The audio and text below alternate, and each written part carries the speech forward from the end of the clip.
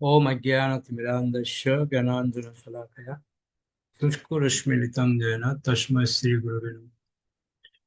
श्रीचैतन्यमनोभीष्टं स्थापितं येन भूतले स्वयं रूपः ददाति सुपदान्तिकं वन्देऽहं श्रीगुरुं श्रीयुतपदकमलं श्रीगुरुन् वैष्णवं श्रीरूपं साग्रजातं सहगण रघुनाथं वितं तं सजीवम् साद्वैतं सावधूतं परिजनसहितं कृष्ण चैतन्यदेवं श्री राधा कृष्ण पादान् सहगण ललिता श्री विशाखान्वितां हे कृष्ण करुणा सिंधु दीनबंधु जगतपते गोपेश गोपिका कांत राधा कांत नमस्तुते तप्त कांचन गौरांगी राधे वृंदावनेश्वरी वृषभानुसुते देवी प्रणवामि पंचाकल्पतरुभ्यश्च कृपा सिन्धुभ्यः च पतितानां पावनेभ्यो वैष्णवेभ्यो नमः।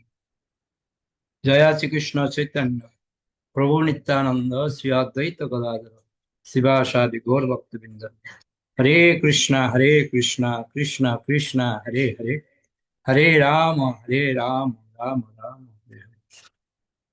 हरे कृष्ण सुनील माता जी আপনি প্রস্তাবনা করুন। হরে কৃষ্ণ প্রণাম। প্রস্তাবনা মঙ্গলাচরণ।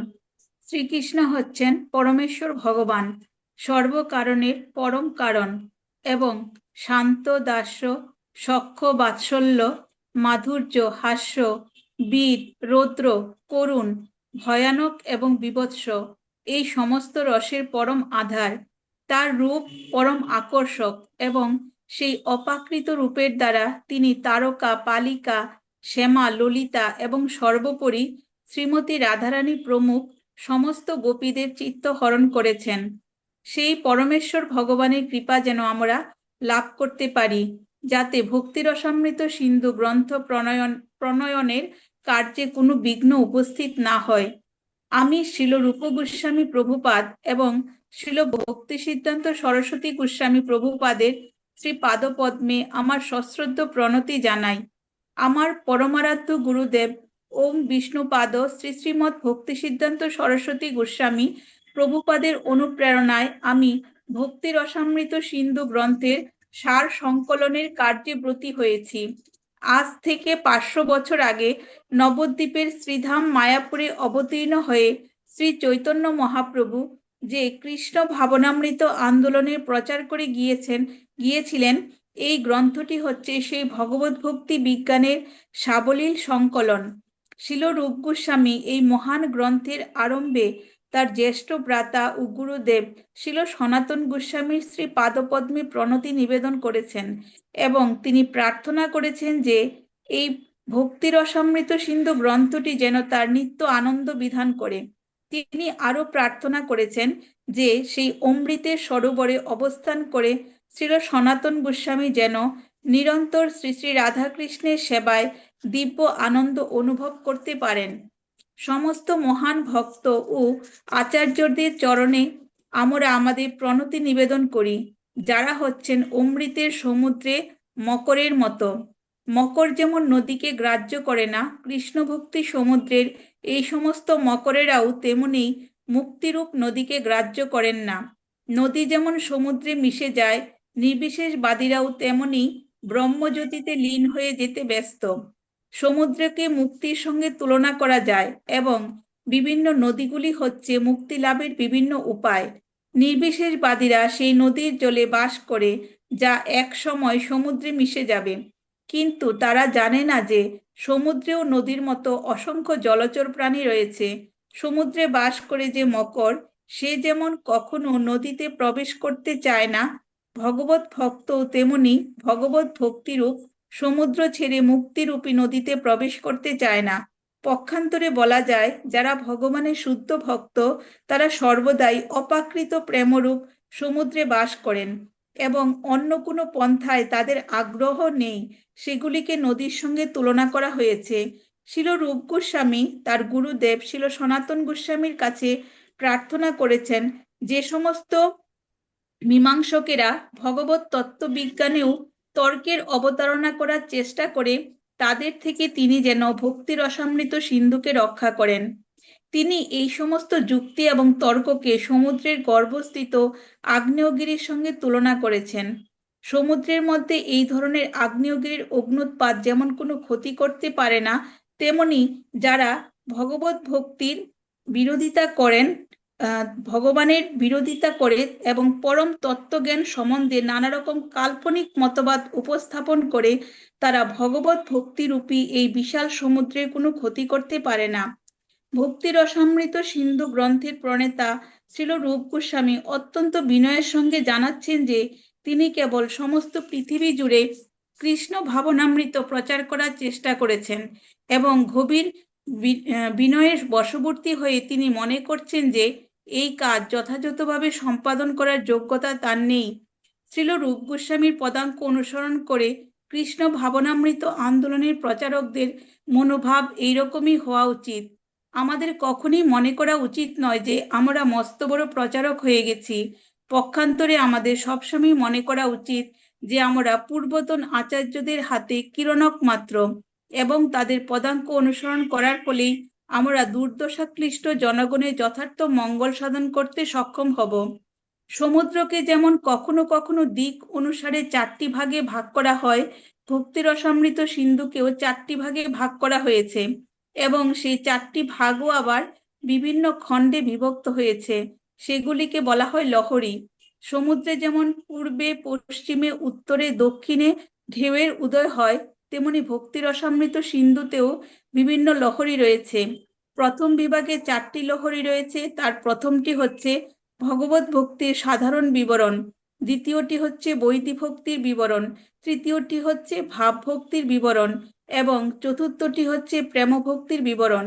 বিশেষ লক্ষণ সহ সেই লহরীগুলি বিস্তারিতভাবে বর্ণনা করা হবে। শ্রীল রূপ গোস্বামী পূর্ববর্তী আচার্যদের অনুসরণ করে ভক্তির প্রামাণিক বিবরণ এইভাবে দিয়েছেন: অনুকূলভাবে শ্রীকৃষ্ণের সেবা করে পূর্ণরূপে কৃষ্ণ ভাবনায় তৎপর হওয়াই হচ্ছে উত্তম ভক্তির স্বরূপ। এর তাৎপর্য হচ্ছে যে কেউ যদি প্রতিকূলভাবে কৃষ্ণ ভাবনায় ভাবিত হয়, তাহলে তাকে শুদ্ধ ভক্তি বলা যায় না। শুদ্ধ ভক্তি ইন্দ্রিয় তৃপ্তির অপাকৃত অভিলাষ থেকে সম্পূর্ণ মুক্ত। সকাম কর্ম এবং মনোধর্ম প্রসূত জ্ঞান উভয়ই ইন্দ্রিয় তৃপ্তির অভিলাষের প্রকাশ। তাই শুদ্ধ ভক্তি যেন অবশ্যই জ্ঞান এবং কর্মের আবরণ থেকে মুক্ত হয়। সাধারণ মানুষ কোনো কিছু লাভের আশায় নানা রকম কর্মে লিপ্ত হয় এবং মনোধর্মী জ্ঞানী ও দার্শনিকেরা জল্পনা কল্পনা ও শব্দবিন্যাসের মাধ্যমে বড় বড় সমস্ত গ্রন্থ প্রণয়ন করে জনসাধারণকে চিন্ময় জ্ঞান দান করার অভিনয় করে। শুদ্ধ ভক্তি অবশ্যই এই সমস্ত সকাম কর্ম এবং মনোধর্ম প্রসূত দার্শনিক জ্ঞান থেকে মুক্ত। কৃষ্ণ ভাবনামৃত বা শুদ্ধ ভগবত ভক্তি অনুশীলন করতে হয় স্বতঃস্ফূর্ত প্রেমময়ী সেবার মাধ্যমে। হরে এই কৃষ্ণ। হরি বল। হরে কৃষ্ণ। প্রণাম প্রভু। ধন্যবাদ। তো আমরা 2 পাতা করে পড়বো, 2 পাতা করে পড়ে তারপর আমরা ওটা বোঝার চেষ্টা করব, তারপর পরেরটা আমরা এগিয়ে যাব। তো প্রস্তাবনাতে আমরা মোটামুটি 2 পাতারও বেশি পড়েছি। তো সবাই তো পড়লেন এবং কি বুঝলেন বা বুঝতে কোনো জায়গায় কি কোনো অসুবিধা মনে হচ্ছে? যদি প্রশ্ন থাকে করতে পারেন। কারো বুঝতে কোনো অসুবিধা, বা এতক্ষণ যে মাতাজি পড়লেন ওই জায়গার মধ্যে কোন জিনিসটা আপনার খুব ভালো লেগেছে, যেটা আপনি মনে করছেন আমার ভক্তি জীবনের জন্য খুব আমার ভূমিকা পালন করবে এই বিষয়টা, তো সেটা আমরা আলোচনা করতে পারি। আর যদি কারো কোনো প্রশ্ন থাকে বা বুঝতে আপনার কোনো জায়গায় হয়তো অসুবিধা, সেটা আপনারা বলতে পারেন। একটা বিষয় দেখুন, আমরা এখানে আহ কোনো ক্লাস করছি না, আমরা আমরা সমবেতভাবে গ্রন্থ অধ্যয়ন করছি। তো গ্রন্থ অধ্যয়ন করতে যদি আমাদের কোনো জায়গায় বুঝতে অসুবিধা মনে হয়, সেটা আমরা বোঝার চেষ্টা করতে পারি। ওকে, ওকে, সুনীলবালা মাতাজি। হরে কৃষ্ণ প্রভু। প্রভু, আমার এই জায়গাটা সব থেকে বেশি ভালো লেগেছে যে আমরা পূর্বতন আচার্যের হাতে কিরণক মাত্র, এবং তাদের পদাঙ্ক অনুসরণ করার ফলেই আমরা দুর্দশাক্লিষ্ট জনগণের যথার্থ মঙ্গল সাধন করতে সক্ষম হব। এই যে পূর্বতন আচার্যদের মানে কারোর তত্ত্বাবধানে থাকা, মানে সেই জিনিসটা যে বলা হয়েছে না পূর্বতন, ওই জিনিসটা আমার খুব ভালো লেগেছে। হরে কৃষ্ণ প্রভু। ওকে, অনেক ধন্যবাদ। তো শ্রেয়সী মাতার সাথে আমি একটা অ্যাড করতে চাই। এই কথাটা বলার পিছনে কারণটা কি? এই যে কথাটা বললো, আমাদের সবসময় মনে করা উচিত যে আমরা হচ্ছি পূর্বতন আচার্যদের হাতে কিরণক মাত্র। কিরণক মানে কি জানেন? যে আমরা পুতুল নাচ দেখেছি না? পুতুল নাচ, পুতুল নাচটা কিরকম হয়? উপর থেকে দড়ি দিয়ে ওটাকে নাচায়। তো ঠিক আমাদেরও সেম, এই আচার্যদের হাতে কিরণক হতে হবে। এই ভাবটা কার জন্য বলা হয়েছে জানেন? তার আগের লাইনটা পড়ুন। বলছে আমরা কখনোই মনে করা উচিত নয় যে আমরা মস্ত বড় প্রচারক হয়ে গেছি। এই যে আমাদের মধ্যে একটা অহংকার তৈরি হয় যে আমি তো অনেক প্রচার করেছি, আমার 500 1000 বক্তা আছে, আমার আন্ডারে অনেক বক্তারা আছে। এই যেটা একটা অহংকার আমাদের মধ্যে উদিত হয়, কিন্তু এটা যে মুহূর্তের মধ্যে যে বেনিশ সত্ত্বেও 2 মিনিট লাগবে না। এটা ওই জন্য আমাদেরকে সংকেত দিচ্ছে, রূপ গোস্বামী আমাদেরকে বলছে কখনোই যেন আমরা এটা মনে না করি যে আমি অনেক প্রচার করেছি, আমি অনেক বক্তব্য তৈরি করেছি, আমার অনেক শুদ্ধতা আছে, নিজের গুণগানটা যেন আমরা না করি। এই ভাবটা যেন আমাদের কোনো সময় না আসে। সবসময় আমাদেরকে মনে করতে হবে আমরা পূর্বতন আচার্যদের হাতের কিরণক মাত্র। তাহলে আপনি অনেক দূরে এগোতে পারবেন। যদি এই ভাবনা থাকে, যদি মনে করেন আমি অনেক বড় প্রচারক, আমার দ্বারা এতগুলো বক্তব্য হয়েছে, এই ভাবনা যদি আসে, তাহলে আপনি গেছেন। এটা মাথায় রাখতে হবে। ওকে, অনেক ধন্যবাদ। শক্তি রাধিকা মাতাজি। হরে কৃষ্ণ প্রভু, প্রণাম। আমি একটুখানি এই পয়েন্টেই প্রভু আমি একটু বলতে চাইছি যে এটাই ছিল শ্রীলা প্রভুপাদের মনোভাব। এটাই শ্রীলা প্রভুপাদের মনোভাব যে শ্রীল রূপ গোস্বামীর পদাঙ্ক অনুসরণ করে আমাদের এই আন্দোলনের প্রচারকদের মনোভাব এরম হওয়া উচিত। আমাদের কখনোই মনে করা উচিত না যে আমরা একজন বিরাট বড় প্রচারক হয়ে গেছি। তো এগুলো আমাদের সবসময় পুরাতন আচার্যদের মানে পদাঙ্ক অনুসারে আমাদের চলতেই হবে। এটাই আমাদের শ্রীলা প্রভুপাদ বলতে চাইছে। আর আরেকটা প্রভু আমার ভালো লেগেছে হলো যে ভগবানের শুদ্ধ ভক্ত তারা কিন্তু সর্বদাই অপ্রাকৃত প্রেম রূপ সমুদ্রে বাস করেন, অন্য কোনো পন্থায় তাদের কোনো আগ্রহই নেই। দারুণ। হরে কৃষ্ণ প্রভু, হরি বল। ঠিক তার একটা উদাহরণ দিয়েছে, ঠিক যেরকম মকর, মকর কখনো নদীতে যেতে চায় না। তো শুদ্ধ ভক্তরা হচ্ছে এরকম। ওকে, অনেক ধন্যবাদ। মাতাজি খুব সুন্দর পয়েন্ট তুলে ধরেছেন, যেটা প্রভুপাদের। হরে কৃষ্ণ প্রভু, প্রণাম। প্রভু, আমার না হাত তোলার অপশনটা আসছে না, এই জন্য আমি আনমিউট করে দিয়েছি এখন। আচ্ছা, আপনি তো বলেন। হরে কৃষ্ণ প্রভু। ভক্ত তিন রকমের আর কি। নিত্য সিদ্ধ ভক্ত, সাধন সিদ্ধ ভক্ত, আর হচ্ছে কৃপা সিদ্ধ ভক্ত। কাজে ভক্তকে কৃপা সিদ্ধ হতে হবে। যদি ভগবানের গুরুদেবের কৃপা না থাকে, তাহলে ভক্ত কখনোই মানে শুদ্ধ ভক্তে পরিণত হতে পারবে না। সেই জন্য এখানে বলেছে যে অনুকূলভাবে শ্রীকৃষ্ণের সেবা করে পূর্ণাঙ্গ রূপে কৃষ্ণ ভাবনায় তৎপর হওয়ার ইচ্ছা হচ্ছে উত্তম ভক্তির স্বরূপ। এবার উত্তম ভক্তি আমাকে চেষ্টা করতে হবে, তবে কি আমার ভগবানের বা গুরুদেবের কৃপা থাকতে হবে আমার উপর, তবে আমি উত্তম ভক্ত হতে পারবো। এটার মানে এই লাইনটুকু আর কি। হরে কৃষ্ণ প্রভু। অনেক ধন্যবাদ, খুব সুন্দর পয়েন্ট তুলে ধরেছেন যে শুদ্ধ ভক্তি কাকে বলা হয়। এই পয়েন্টটা খুব সুন্দর, শুদ্ধ ভক্তির পন্থাটা এখানে ব্যাখ্যা করেছেন। বলছে কেউ যদি প্রতিকূলভাবে কৃষ্ণ ভাবনায় ভাবিত হয়, তাহলে তাকে শুদ্ধ ভক্তি বলা যায় না। শুদ্ধ ভক্তি হচ্ছে সমস্ত ইন্দ্রিয় তৃপ্তির যত অভিলাষ আছে সবগুলি থেকে মুক্ত। তার মানে শুদ্ধ ভক্ত আমরা অনেক সময় আহ, ভক্ত বলি, কিন্তু ভক্তের মধ্য দিয়ে যে একটা পয়েন্ট উঠে আসছে এখানে, শুদ্ধ ভক্ত, যে কিছু কিছু জায়গাতে বিশেষণ যে শব্দগুলি ব্যবহার করে, এগুলির কিন্তু অনেক মাহাত্ম্য রয়েছে, এটা আমাদের কিন্তু বুঝতে হবে। ঠিক আছে, ভালো একটা কথা, খুব ভালো একটা কথা, দুটোর মধ্যে পার্থক্য আছে। ভক্ত সবাই হতে পারে, কিন্তু শুদ্ধ ভক্ত হওয়াটা কিন্তু অনেক গুরুত্বপূর্ণ বিষয়। শুদ্ধ ভক্তি, এমনি ভক্তি আবার শুদ্ধ ভক্তি, এর মধ্যে অনেকগুলি পার্থক্য আছে। ঠিক যেরকম বাজারে যখন আমরা আলু কিনতে যাই, হ্যাঁ, ভালো আলোটা দেবেন। এই যে আমরা শব্দগুলি ব্যবহার করি না, এগুলো বোঝার অনেক বিষয় রয়েছে। ওকে, সর্বরূপা মাতাজি।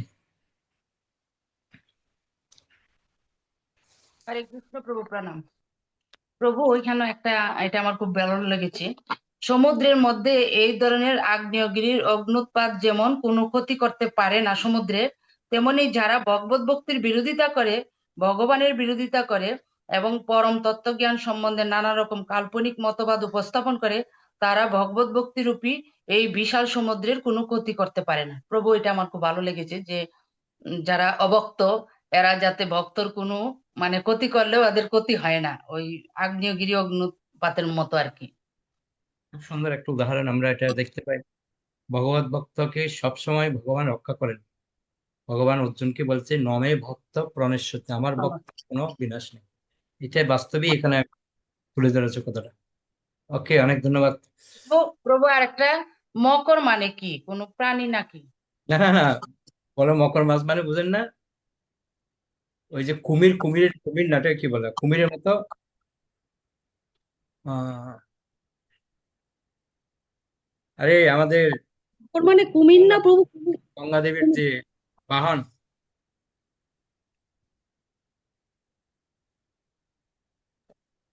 ওই কুমিরই কুমিরের তো বলবো, কুমির। কুমির। এটা কুমিরই তো, কুমিরের মতোই তো। কুমির মকর। হরে কৃষ্ণ প্রভু, প্রণাম। কুমির নয়, অ্যাকচুয়ালি এটা অনেক বড় একটা, কি বলে, হাঙ্গর কি প্রভু নাকি? না না না, হাঙ্গর না। ওই মকরেই কুমিরের মতো আরেকটা ওরকম। ঠিক আছে, আমি দেখছি এটাকে। ওকে, উজ্জ্বল বান্ন প্রভু। হরে কৃষ্ণ প্রভু, প্রণাম। আমার এই প্যারাটা ভালো লেগেছে প্রভু। এই তিন প্রস্তাবনার চতুর্থ প্যারা, সমস্ত মহান ভক্ত আচার্যদের চরণে আমরা আমাদের প্রণতি নিবেদন করি, যারা হচ্ছেন অমৃতের সমুদ্রে মকরের মতো। মকর যেমন নদীকে গ্রাহ্য করে না, কৃষ্ণ ভক্তি সমুদ্রের এই সমস্ত মকরেরা তেমনি মুক্তিরূপ নদীকে গ্রাহ্য করে না। নদী যেমন সমুদ্রে মিশে যায়, নির্বিশেষবাদীরা তেমনি ব্রহ্মজ্যোতিতে লীন হয়ে যেতে ব্যস্ত। এটা আমরা প্রভু ভগবত গীতার দ্বিতীয় অধ্যায় সাংখ্যযোগের 2 নম্বর শ্লোকে পড়েছি এটা, যে আমরা যারা ভগবত ভক্ত, যারা জ্ঞানী ভক্ত, তারা কিন্তু সূর্য রশ্মি আর সূর্য কিনা এরকম একটা পড়েছি আমরা। আমরা সূর্য রশ্মি দেখে আমরা মানে সন্তুষ্ট হই না। আমরা যারা জ্ঞানী ভক্ত, তারা কিন্তু মানে সূর্যের রশ্মির উৎসটা কোথায় সেটাই, সেখানেই যেতে চায়। এখানেই সেরকম বলেছেন, আমরা মানে নদীতে আমরা লীন হয়ে যেতে চাই না, আমরা সমুদ্রেই থাকতে চাই ভগবত ভক্তরা। এরকমই বুঝিয়েছেন প্রভু। খুব সুন্দর। হ্যাঁ, পদ্মা, প্রীতিমূর্তি, দেবীদাসী মাতাদের ভিডিও অন করলে ভালো। যারা প্রশ্ন করবেন ভিডিও অন করে প্রশ্ন করলে খুব ভালো হয়। বলুন মাতাজি। হরে কৃষ্ণ প্রভু, প্রণাম।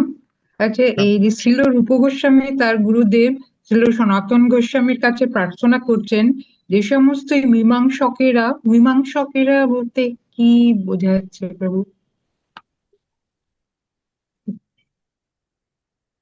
বলা হচ্ছে, যে সমস্ত মীমাংসকেরা ভগবত তত্ত্ববিজ্ঞানের তর্কের অবতারণা করার চেষ্টা করে। এক ধরনের লোক আছে না, যারা তর্কবিদ বলে, তারা তারা ভগবানের যে শাস্ত্র কথাগুলি করে মানতে চায় না।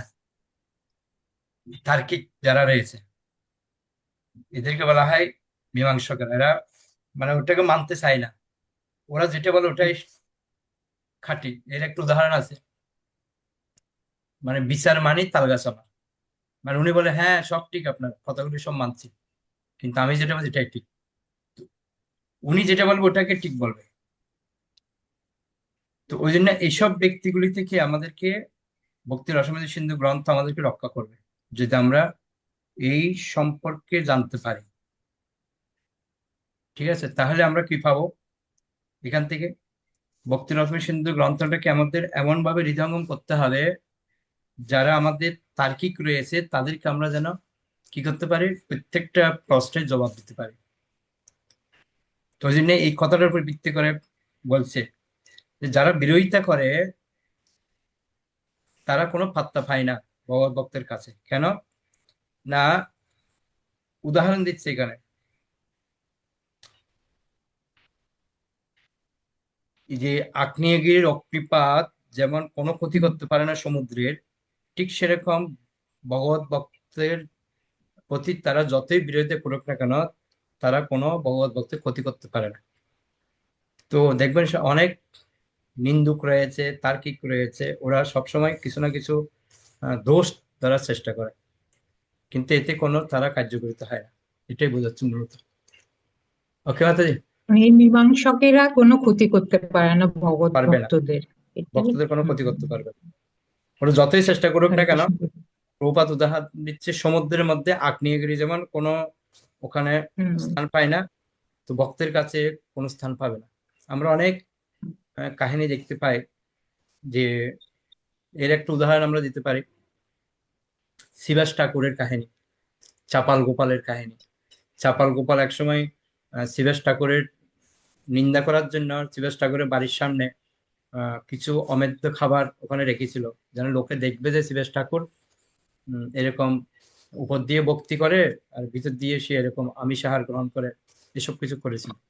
তো শিবাস ঠাকুর দেখে বলছে, না আমি তো করিনি এসব, কি করলো? তো শিবাস ঠাকুর ভগবানের উপর ছেড়ে দিয়েছে। দেখা যাচ্ছে কি 3 দিন পরেই চাপাল গোপালের কুষ্ঠরোগ হয়ে গেছে। তাতে শিবাস ঠাকুর জানেই না কিছু, কিন্তু মহাপ্রভু জানে। তো পরবর্তী অনেক লম্বা কাহিনী আছে। মহাপ্রভুকে যখন ক্ষমা চাইতে গেছে, মহাপ্রভু বলছেন আমি তো ক্ষমা করবো না, তুমি যার চরণ অপরাধ করছে তার কাছে যাও। তো পরবর্তী শিবাস ঠাকুরকে যখন বলছে আমি এই কাজটা করেছি, শিবাস ঠাকুর বলছে আমি তো জানি না। তো বলছে আমার অপরাধ ক্ষমা করে দাও। তখন শিবাস ঠাকুর বলছে মহাপ্রভু যেখানে ক্ষমা করার যোগ্য, মহাপ্রভু ক্ষমা, আমি কি ক্ষমা করতে পারবো না? মহাপ্রভু বলেছে আপনার কাছে ক্ষমা চাই। তখন ও ক্ষমা করে দিয়েছে। তো এরকম ওরা অনেক সময় ক্ষতি করতে চায়, কিন্তু কিছু ক্ষতি হয় না। যেমন শিবাস ঠাকুরের বাস্তব উদাহরণ, বরং নিজের উল্টো ক্ষতি হয়ে গেছে। ঠিক আছে, ওকে, অনেক ধন্যবাদ পদ্মা মাতাজিকে। প্রাণনন্দিনী মাতাজি।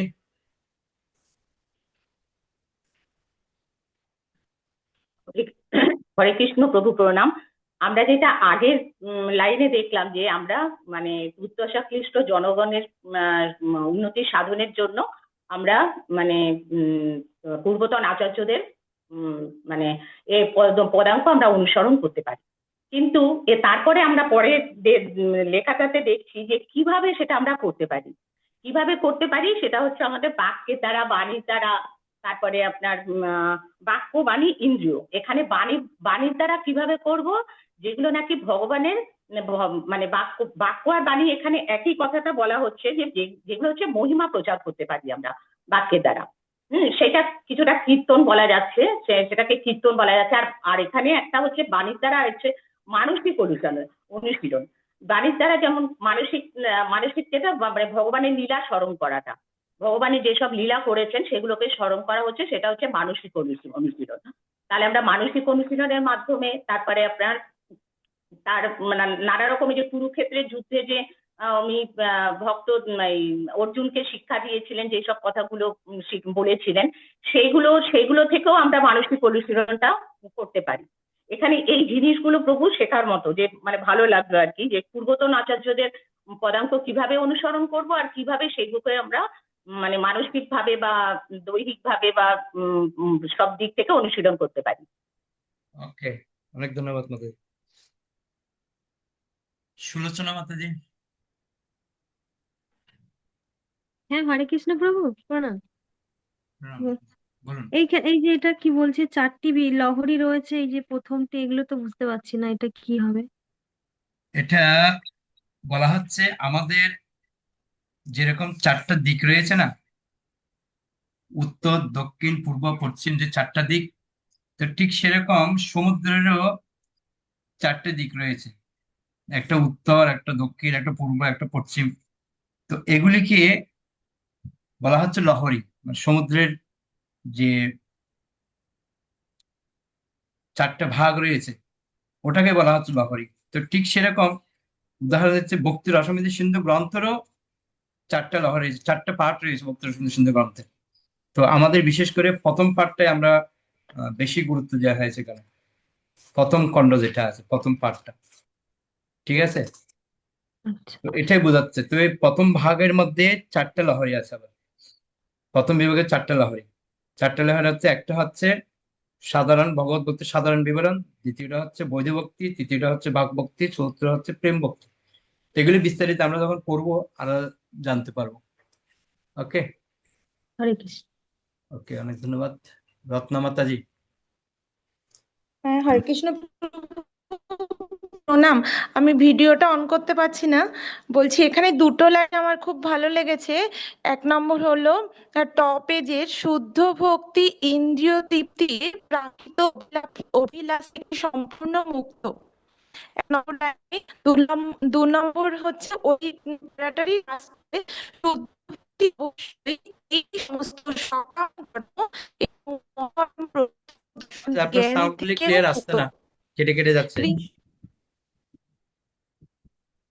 হ্যাঁ, কথাগুলি কেটে যাচ্ছে, মনোধর্ম কেটে যাচ্ছে প্রভুজি আপনার। ওই নেটের প্রবলেমের জন্য হচ্ছে।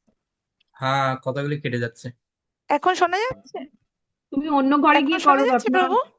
অন্য ঘরে গিয়ে করো। হ্যাঁ, এবার বলুন বলুন, এবার বলুন। হ্যাঁ মাতা, হ্যাঁ। শুদ্ধ ভক্তি হ্যাঁ, শুদ্ধ ভক্তি অবশ্যই সমস্ত সকাম কর্ম এবং মনোধর্ম প্রসূত দার্শনিক জ্ঞান থেকে মুক্ত। কৃষ্ণ ভাবনামৃত শুদ্ধ ভগবত ভক্তি অনুশীলন করতে হয় স্বতঃস্ফূর্ত প্রেমময়ী সেবার মাধ্যমে। এই দুটো লাইন প্রভু আমার খুব ভালো লেগেছে। হরি বল। এবার যেখানে আমাদের শেষ করেছে ওখান থেকে আপনি পড়ুন। এই ভক্তি এক রকম অনুশীলন, ওখান থেকে পড়ুন। হ্যাঁ, হ্যাঁ পড়ছি প্রভু। হরে কৃষ্ণ প্রভু, প্রণাম। এই জয় শ্রীল প্রভুপাদ। এই ভক্তি এক রকমের অনুশীলন, অর্থাৎ এক এক রকম সক্রিয় সেবা। এটি অলস মানুষদের বা মৌন ধ্যানী নিষ্ক্রিয়তা নয়। বিভিন্ন মানুষদের প্রবৃত্তি অনুসারে বিভিন্ন রকম পন্থা নির্দেশিত হয়েছে, কিন্তু কৃষ্ণ ভাবনামৃত অনুশীলন তা থেকে ভিন্ন। অনুশীলন মানে সক্রিয়তা। সক্রিয় না হলে কেবল মনে মনে চিন্তা করলে কাজ হয় না। সব রকমের কার্য দুটি ভাগে ভাগ করা যায়, সেগুলি হচ্ছে প্রবৃত্তি ও নিবৃত্তি। নিবৃত্তির অনেক উদাহরণ আছে, যেমন একজন রোগীকে খুব সাবধানে ওষুধ খেতে হয়, যার ফলে রোগরূপী প্রতিকূলতা দূর হয়ে যায়। যারা পারমার্থিক জীবন যাপন করছেন এবং ভগবত ভক্তির অনুশীলন করছেন, তারা সর্বদাই সক্রিয়। এই ধরনের কার্যকলাপ শরীর অথবা মনের দ্বারা সাধিত হতে পারে। চিন্তা, অনুভব ও ইচ্ছা, এগুলি হচ্ছে ক্রিয়া। কোনো কিছু করার সংকল্প করার পর স্থূল শারীরিক অঙ্গে সেই ক্রিয়া প্রত্যক্ষ হয়। সেই জন্য আমাদের মানসিক ক্রিয়া দ্বারা সব সময় চিন্তা করার চেষ্টা করা উচিত, কিভাবে পূর্বতন আচার্যদের পদঙ্ক অনুসরণ করে শ্রীকৃষ্ণকে সন্তুষ্ট করা যায়। দেহ, ইন্দ্রিয় ও বাণী দ্বারাও কর্ম সাধিত হয়। কৃষ্ণ ভাবনায় ভাবিত ভক্ত তার বাণী দিয়ে ভগবানের মহিমা প্রচার করেন, তাকে বলা হয় কীর্তন। এই হচ্ছে বাক্যের দ্বারা কৃষ্ণ ভাবনামৃতের অনুশীলন। কৃষ্ণ ভাবনায় ভগবত ভক্ত তার বাণী দিয়ে ভগবানের গুণকীর্তন করেন। তার মন দিয়ে তিনি সর্বদাই ভগবানের লীলা স্মরণ করেন। কুরুক্ষেত্রের রণাঙ্গনে তিনি যেভাবে অর্জুনকে ভগবত গীতা শুনিয়েছিলেন, বা বৃন্দাবনে তার ভক্তদের সঙ্গে তিনি যেভাবে লীলা বিলাস করেছিলেন, এইভাবে সর্বদাই ভগবানের কার্যকলাপ ও লীলাবিলাস স্মরণ করা যায়। এটি হচ্ছে কৃষ্ণ ভাবনামৃতের মানসিক অনুশীলন। এইভাবে আমরা আমাদের দেহ দিয়েও অনেক রকম সেবা করতে পারি, কিন্তু এই সমস্ত কার্যকলাপ অবশ্যই কৃষ্ণ সম্বন্ধীয় হওয়া উচিত। এই সম্পর্কের প্রতিষ্ঠাতা হয় গুরু শিষ্য পরম্পরায় শ্রীকৃষ্ণের প্রতিনিধি সদ্গুরুর সঙ্গে যুক্ত হওয়ার মাধ্যমে। তাই দেহ দিয়ে কৃষ্ণ ভক্তির যে অনুশীলন, তা গুরুদেবের মাধ্যমে দৃঢ় শ্রদ্ধা সহকারে অনুষ্ঠিত হওয়া উচিত। গুরুদেবের সঙ্গে সম্পর্কিত হওয়াকে বলা হয় দীক্ষা। সদ্গুরুর কাছে দীক্ষা হওয়ার দিন থেকে শ্রীকৃষ্ণের সঙ্গে কৃষ্ণ অনুশীলনে রত ব্যক্তির সম্পর্ক স্থাপিত হয়। সদ্গুরুর কাছ থেকে দীক্ষা প্রাপ্ত না হলে শ্রীকৃষ্ণের সঙ্গে যথাযথভাবে সম্পর্কযুক্ত হওয়া যায় না। এই কৃষ্ণ ভাবনামৃতের অনুশীলন প্রাকৃত নয়। ভগবানের শক্তি সাধারণত তিন ভাবে প্রকাশিত হয়, যথাক্রমে বহিরঙ্গা শক্তি, অন্তরঙ্গা শক্তি ও তটস্থা শক্তি। জীবকে বলা হয় তটস্থা শক্তি, জগৎ হচ্ছে তার বহিরঙ্গা শক্তি অথবা অপরা প্রকৃতি, এবং তিনময় জগৎ হচ্ছে তার অন্তরঙ্গা শক্তির প্রকাশ। জীব যখন নিকৃষ্ট বহিরঙ্গা প্রকৃতি দ্বারা প্রভাবিত থাকে তখন তাকে তটস্থা শক্তি বলা হয়। তখন যে প্রাকৃত কর্মে প্রবৃত্ত হয়। জীব যখন অন্তরঙ্গা পরা প্রকৃতিতে ক্রিয়াশীল থাকে তখন সে কৃষ্ণ ভাবনাময় হয়। অর্থাৎ যারা মহাত্মা বা মহাভাগবত তারা কখনো বহিরঙ্গা প্রকৃতির দ্বারা প্রভাবিত হয়ে কর্ম করেন না, তারা সর্বদাই পরা প্রকৃতির আশ্রয়ে কর্ম করেন। ভক্তিযোগ অথবা কৃষ্ণ ভাবনামৃতে যাই করা হয় না কেন তা সরাসরি ভাবে পরা প্রকৃতির নিয়ন্ত্রণে অনুষ্ঠিত হয়। পক্ষান্তরে বলা যায় আমাদের শক্তি হচ্ছে কর্ম করার ক্ষমতা, এবং এই কর্মক্ষমতাকে সদ্গুরু ও ভগবান শ্রীকৃষ্ণের কৃপার ফলে চিন্ময় বা অপ্রাকৃত স্তরে রূপান্তরিত করা যায়। শ্রীল কৃষ্ণদাস কবিরাজ গোস্বামী বিরচিত শ্রী চৈতন্য চরিতামৃতের শ্রী চৈতন্য মহাপ্রভু বলেছেন যে মহাভাগ্যবান ব্যক্তিরাই কেবল শ্রীকৃষ্ণের কৃপায় সদ্গুরু সান্নিধ্যে আসেন।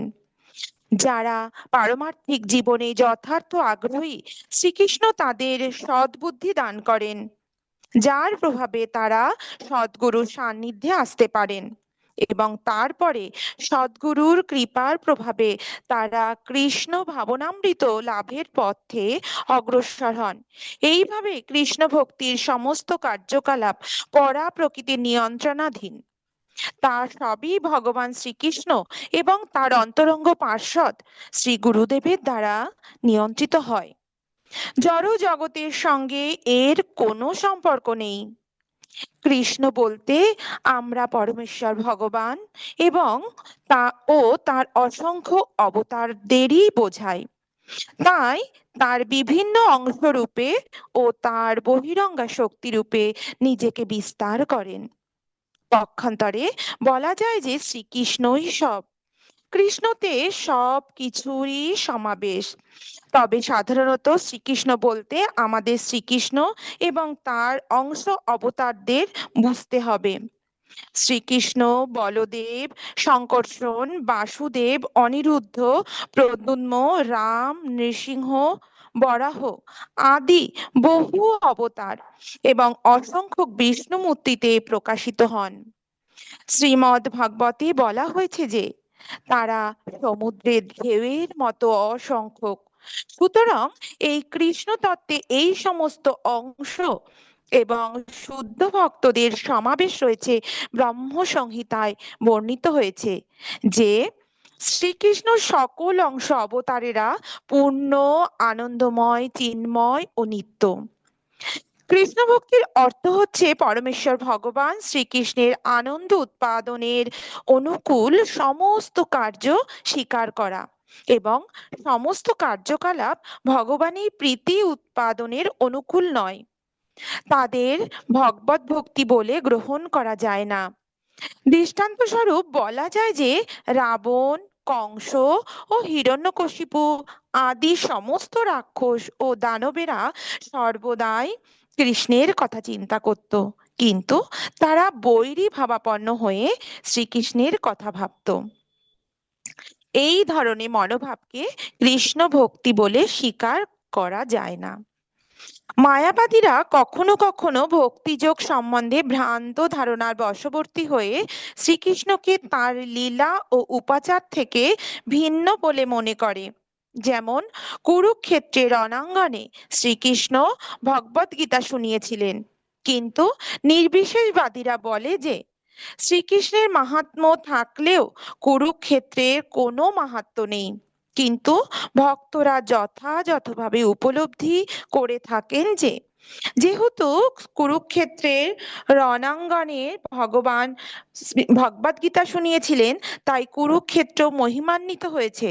সেই জন্য তারা এটিও জানেন যে শ্রীকৃষ্ণ বলতে কেবল একলা কৃষ্ণকে বোঝায় না, তিনি সর্বদাই তার পরিকর ও পার্ষদ পরিবৃত হয়ে থাকেন।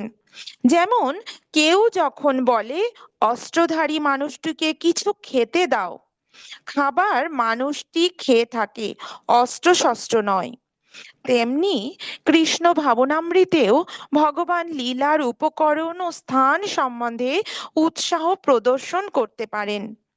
ভগবানের লীলাভূমি বলে তিনি কুরুক্ষেত্রের রণাঙ্গনের প্রতি আসক্ত, কিন্তু তা বলে তিনি যে কোনো রণক্ষেত্রের প্রতি আসক্ত নন।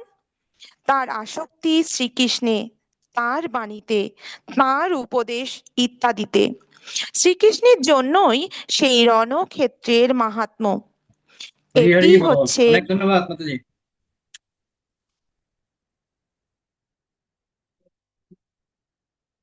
আমরা রণক্ষেত্রের মাহাত্ম্য পর্যন্ত পড়েছি, এরপরেরটা আরেকজন পড়ে শেষ করবো আমরা।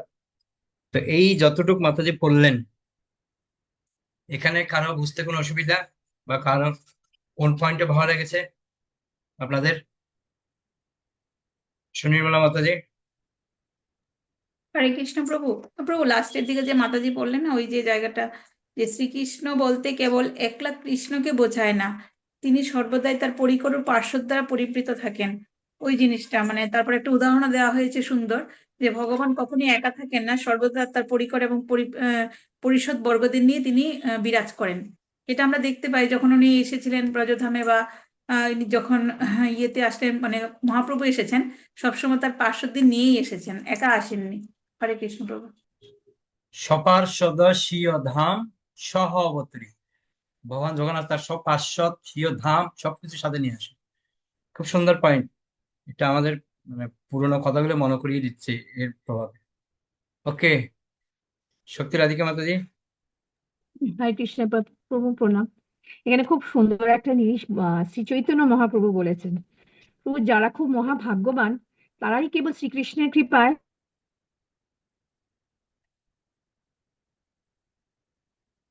সৎগুরু সান্নিধ্যে আসে। তার মানে আমরা মহাভাগ্যবান যে আমরা সৎগুরু সান্নিধ্যে এসেছি, যারা পারমার্থিক জীবনে সত্যি সত্যি আগ্রহী, তারা কৃষ্ণের তাদের সদ্বুদ্ধি দান করেন, যার প্রভাবে তারা সদ্গুরু সান্নিধ্যে আসতে পারেন, সদ্গুরুর কৃপা পায়, এবং তারপরে তারা কৃষ্ণ ভাবনামৃত লাভের হয়। হরে কৃষ্ণ প্রভু, হরি বল। সুন্দর পয়েন্ট এটা। বলছি কত একটা গুরুত্বপূর্ণ পয়েন্ট। দেখুন এখানে মহাভাগ্যবান যে কথাটা বলছে কৃষ্ণদাস কবিরাজ গোস্বামী, যে মাতাজি কথাটা বললেন, যে সত্যিকার অর্থে তো আমরা অনেক ভাগ্যবান যে আমরা একজন সদ্গুরুর সান্নিধ্য পেয়েছি শ্রী প্রভুপাদের কৃপায়। সেটা তো আমাদেরকে স্বীকার করতে হবে। গুরুদেবের কৃপার প্রভাবে আমরা যদি কৃষ্ণভাবে তারা এগিয়ে যেতে পারি, সেটা আমাদের চেষ্টা করতে হবে। ওকে, হ্যাঁ রত্না মাতাজি। হ্যাঁ, হরে কৃষ্ণ প্রভু। প্রথম প্যারাতে যেখান থেকে শুরু করলাম টপে, যে ওখানে বলছে মানুষের বিভিন্ন রকম প্রবৃত্তি আছে, হ্যাঁ, কিন্তু কৃষ্ণ ভাবনামৃত অনুশীলন করতে হবে আমাদের সক্রিয়ভাবে। সক্রিয় না হলে, শুধু যদি আমরা মনে মনে চিন্তা করি, তাহলে কাজ হয় না। তাই আমাদের এই কৃষ্ণ ভাবনামৃত অনুশীলন আমাদের সবসময় সক্রিয়তাভাবে কাজ করতে হবে। তাই এখানে উদাহরণ দিয়েছে, যেমন একজন রোগীকে খুব সাবধানে ওষুধ খেতে হয়। যদি ওষুধ মানে সঠিকভাবে তাকে গ্রহণ করতে হবে, তাহলেই তার রোগ থেকে মুক্তি পাবে। তো সেক্ষেত্রে আমাদেরও সক্রিয়ভাবে এই অনুশীলন করে যেতে হবে। হরে কৃষ্ণ প্রভু, প্রণাম। কথা তো সত্যি কথা, আমরা সক্রিয় না। কথাটা কিন্তু মিথ্যে বলেনি। আমরা পড়ছি, জানছি, সবকিছু বুঝতে পারছি, কিন্তু কেউ সক্রিয় হচ্ছে না। হ্যাঁ, বলেছে ভগবান ঠিক ভালো, হ্যাঁ করা দরকার, কিন্তু করতে যা হবে সেটা আমরা কেউ ভাবতে পারছি না। আমরা কোনো কিছুতে সক্রিয় না, আমরা জানি কিন্তু ঠিকই ওষুধ আমাকে টাইম টু টাইম খেতে হবে, না খেলে কার্যকরিতা করবে না, ও ঠিক আছে খায়, পরে খাবো কি আছে থাক, সকাল একটা বিকালে খায়, বিকেল একটা রাত্রে খায়, তাহলে কার্যকরিতা ঠিক মতো হচ্ছে না। তো ওই জন্য বলছে আমাদের সবসময় সক্রিয় থাকতে হবে, মনে মনে চিন্তা করলে কোনো কাজ হবে না। এই জিনিসটা আমাদের প্র্যাকটিক্যাল জীবনে যদি আমরা প্রয়োগ করতে পারি, আমরা অনেকখানি অ্যাডভান্স হতে পারবো। ওকে, উজ্জ্বল বর্ণ প্রভু। হরে কৃষ্ণ প্রভু প্রণাম। প্রভু আমার ভালো লেগেছে এই যে এখন যে পর্যন্ত পড়লো তার উপরে, জাস্ট উপরের প্যারাটা কৃষ্ণ ভক্তির অর্থ হচ্ছে পরমেশ্বর ভগবান শ্রীকৃষ্ণের আনন্দ উৎপাদনের অনুকূল সমস্ত কার্য স্বীকার করা, এবং যে সমস্ত কার্যকলাপ ভগবানের প্রীতি উৎপাদনের অনুকূল নয় তাদের ভগবত ভক্তি বলে গ্রহণ করা যায় না। দৃষ্টান্ত স্বরূপ বলা যায় যে রাবণ, কংস, হিরণ্যকশিপু আদি সমস্ত রাক্ষস দানবেরা সর্বদাই কৃষ্ণের কথা চিন্তা করত, কিন্তু তারা বৈরী ভাবাপন্ন হয়ে কৃষ্ণের কথা ভাবতো। এই ধরনের মনোভাবকে কৃষ্ণ ভক্তি স্বীকার করা যায় না। তো এখানে আমার এইটুকুনি ভালো লেগেছে প্রভু, যারা বৈরী ভাব হয়ে শ্রীকৃষ্ণের কথা সবসময় তারা কিন্তু স্মরণ করতো, কিন্তু এটা কৃষ্ণ ভাব মানে ভক্তি না হলেও তারা ভগবানের কথা সবসময় স্মরণ করতো, কিন্তু আমরা মানে ভক্ত হতে যারা ভক্ত হতে চাচ্ছি তারা কিন্তু মানে সবসময় কৃষ্ণের কথা স্মরণ করতে পারি না আমরা। এটা অনেক ধন্যবাদ সর্বপ্রভা মাতাজি। হরে কৃষ্ণ প্রভু প্রণাম। প্রভু আমার এই জায়গাটা খুবই ভালো লেগেছে, মানে গুরুদেবের সঙ্গে সম্পর্কিত হওয়াকে বলা হয় দীক্ষা। যখন আমরা সদ্গুরুর কাছ থেকে দীক্ষিত হওয়ার দিন থেকে শ্রীকৃষ্ণের সঙ্গে কৃষ্ণ অনুশীলনে রত ব্যক্তির সম্পর্ক স্থাপিত হয়। সদ্গুরুর কাছ থেকে দীক্ষাপ্রাপ্ত না হলে শ্রীকৃষ্ণের সঙ্গে যথাযথভাবে সম্পর্কযুক্ত হওয়া যায় না। আমরা যদি দীক্ষা না নেই তাইলে আমরা যতই কৃষ্ণ নাম করি কৃষ্ণের সাথে আবার সম্পর্ক হবে না। যখনই আমরা দীক্ষা নিব সদ্গুরুর কাছ থেকে তখনই আমাদের কৃষ্ণের সাথে সম্পর্ক হবে। প্রভু এটা আমার খুব ভালো লেগেছে। কথাটাতেও খুব গুরুত্ব রয়েছে একটা, মাতাজির কথাটা আমরা যখন দেখতে পাই ধ্রুব মহারাজ, নারদ মুনি, ওনাদেরকে নারদ মুনি ধ্রুব মহারাজকে দীক্ষা দেওয়ার পরে কিন্তু ভগবান দর্শন দিয়েছেন, তারা কিন্তু দর্শন দেয়নি। এখান থেকে আমরা কি শিক্ষা পাই? নারদ মুনি, ধ্রুব মহারাজ, প্রহ্লাদ মহারাজ, ওনাদেরকে আগে কিন্তু দীক্ষা প্রদান করার পর ভগবান দর্শন দিয়েছেন। সেজন্য গুরুর ভূমিকা এখানে সবথেকে গুরুত্বপূর্ণ। গুরুর কৃপা না হলে কখনো আমরা ভগবত ভক্তিতে এগিয়ে যেতে পারবো না, এটা আমাদেরকে ক্লিয়ার বোঝাচ্ছে। হ্যাঁ, ভগবানের সাথে আমরা সম্পর্ক হবে না গুরুর কৃপা না পেলে, গুরুর দীক্ষা না হলে। গুরুর কৃপায় কৃষ্ণ মিলে। আমরা যতই প্রভু ভজন করি না কেন, ভগবানের নাম করি না কেন, আমরা যখন গুরুর দীক্ষা না পাবো তখন আমাদের ভগবানের সাথে আবার সম্পর্ক হবে না। ওকে, সুমিত্রা মাতাজি। হরে কৃষ্ণ প্রণাম প্রভু। এখানে যে বলেছে যে বৈরী ভাবাপন্ন যদি হয়ে কৃষ্ণকে স্মরণ করে তাহলে সেটা কৃষ্ণ ভক্তি বলে স্বীকার করা যায় না। কিন্তু আবার কখনো কখনো আমরা শুনে থাকি যে কোনো কেউ যদি তাচ্ছিল্য ভরেও কৃষ্ণের নাম নেয় তাহলেও তার মুক্তি হয়, তাকে তার ভগবত ভক্তি হয়। যেমন এই একটা গুরু মহারাজের একটা কাহিনী শুনেছি যে একজন মুসলমান ছেলেকে বলেছে এই কৃষ্ণ বল, সে কৃষ্ণ বলেছে, তার ভাইকে আবার বলে দিয়েছে, ভাই মাকে গিয়ে মা কৃষ্ণ নামাবাস হবে, নামাবাস। হ্যাঁ, নামাবাস বলে সেটা তো একটা ভক্তির লক্ষণ। কিন্তু এইখানে বলেছে এই দুটো কথার মধ্যে পার্থক্যটা একটু বুঝিয়ে দেবেন প্রভু, যে স্বীকার করা বিষয়ে যায় না। আমি একটু আগে বললাম না, একটা হচ্ছে ভক্তি আর একটা শুদ্ধ ভক্তি, দুটোর মধ্যে যেরকম পার্থক্য আছে। একটা হচ্ছে কৃষ্ণকে পূর্ণরূপে ভক্তি সহকারে ডাকা, কৃষ্ণ ভক্তি, আর হচ্ছে আমাদের এই যে বৈরীভাবাপন্ন ভক্তি, দুটোর মধ্যে অনেক পার্থক্য আছে। যেমন একটা হচ্ছে কৃষ্ণকে পাণ্ডবরা সরাসরি ভালোবাসতো, আর ভীষ্মদেব কৃষ্ণকে ভালোবাসতো কিন্তু বিরোধী পক্ষ হয়ে, এটাকে বলা হয় বীর রস আস্বাদন করার জন্য। তো সরাসরি ভগবানকে ভালোবাসা একটা কথা, আরেকটা হচ্ছে ঘুরিয়ে ফিরিয়ে ভালোবাসা, দুটোর মধ্যে একটা পার্থক্য তো হবে। তো ওই জন্য বলে কৃষ্ণ ভক্তির এই ধরনের মনোভাবটা কৃষ্ণ ভক্তি বলে স্বীকার করা যাবে, এটা কৃষ্ণকে কেন্দ্র করে ভক্তি করেনি কিন্তু। ওর নাম করেছে ভগবানের নাম আবাস হয়েছে এতে।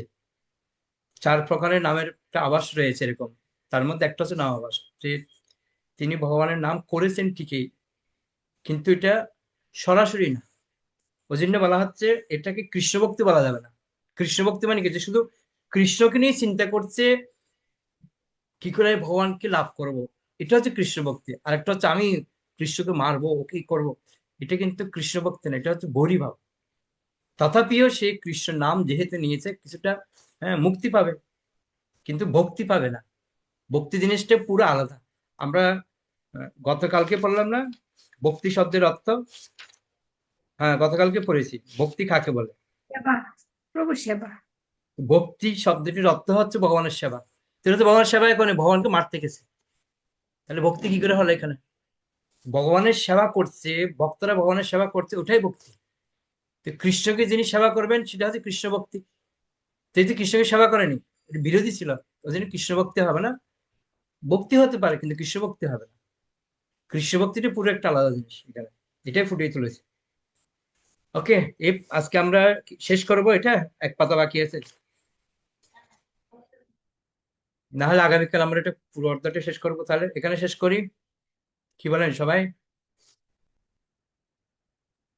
হরে কৃষ্ণ প্রভু এখানে শেষ। প্রভু আজকে এখানেই আমরা থাক। শেষ করি তাহলে, বৈশ্ব প্রণাম করে আগামীকাল বাকিটা আমরা শেষ করবো একসাথে মিলে সবাই। ওকে, আর কারো কোনো প্রশ্ন? নাহলে আমরা বৈশ্ব প্রণাম করে শেষ করবো এখানে। বাঞ্ছা কল্পতরুভ্যশ্চ কৃপা সিন্ধুভ্যেব চ পতিতানাং পাবনেভ্যো বৈষ্ণবেভ্যো নমো নমঃ। আমার খুব আনন্দ লাগছে, এই আমরা যদি ডেলি যদি 5 পাতা করেও পড়ি, আশা করছি আমরা 2 মাসের মধ্যে 2 থেকে 2.5 মাসের মধ্যে একটা বই শেষ করতে পারবো, যেটা হয়তো আমাদের ঘরে সম্ভব হতো না। কিন্তু আমরা এটা আনন্দ সহকারে পড়বো, পড়ে আমরা এটা একটা বই শেষ করব। ঠিক আছে? হরে কৃষ্ণ। জগদ্গুরু ছিল প্রপাত কি, গৌর প্রেমানন্দে।